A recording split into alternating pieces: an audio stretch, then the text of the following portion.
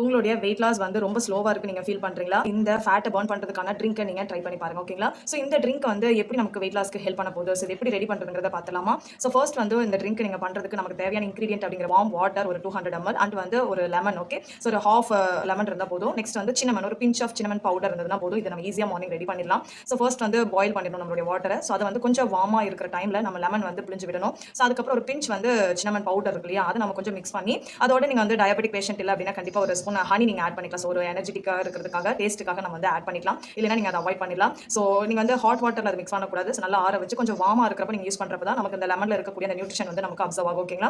So இந்த drink வந்து வெறும் வயித்துல நீங்க டெய்லியும் எடுத்துக்கிறப்போ வெயிட் லாஸ் வந்து ஸ்பீட் ஆகும். ஓகேங்களா? ஸோ மெயினா இந்த ட்ரிங்க் எடுக்கிறப்ப நமக்கு என்னென்ன பெனிஃபிட் இருக்குன்னா ஃபர்ஸ்ட் வந்து வெறும் வயித்துல நீங்க எடுக்கிறப்ப மெட்டாபாலிசம் லெவல் வந்து இன்க்ரீஸ் பண்ணும். ஓகேங்களா?